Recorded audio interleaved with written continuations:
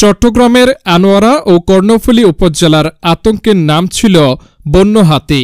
বন্য হাতি তিনটির আক্রমণে অতিষ্ঠ হয়ে গিয়েছিল দক্ষিণ চট্টগ্রামের এই দুই উপজেলা। বর্তমানে হাতি তিনটি আনোয়ারা কর্ণফুলীতে নেই বললেই চলে। হাতিগুলোর বর্তমান অবস্থান আনোয়ারার পাশে বাঁশখালী উপজেলায়। জানা যায়, গত বৃহস্পতিবার রাতে দুইটা হাতি প্রাকৃতিকভাবে বাঁশখালীতে পৌঁছান। তারপর বাকি একটি রেস্কিউ টিম ও বন বিভাগের কর্মকর্তাদের সহযোগিতায় রবিবার মধ্যরাতে এটিও বাঁশখালী নিয়ে যাওয়া হয়।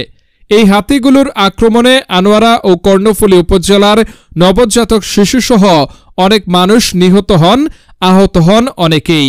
বিষয়টি নিশ্চিত করে বাঁশখালী জলদি রেঞ্জ কর্মকর্তা আনিসুজ্জামান জানান, আনোয়ারা কর্ণফুলী থেকে দুইটি হাতি প্রাকৃতিকভাবে বাঁশখালীতে চলে আসেন। এরপর আমাদের টিমের সঙ্গে কথা বলে আরেকটি হাতি যেটা আছে সেটিও রবিবার ভোররাতে আমাদের রেস্কিউ এর সহযোগিতায় বাঁশখালীতে আনতে সক্ষম হই। মোট আনোয়ারা কর্ণফুলী থেকে 3টি হাতি বাঁশখালীতে আসছে, কিন্তু যে কোনো সময় আবার হাতি আনোয়ারা কর্ণফুলীতে চলে যেতে পারে।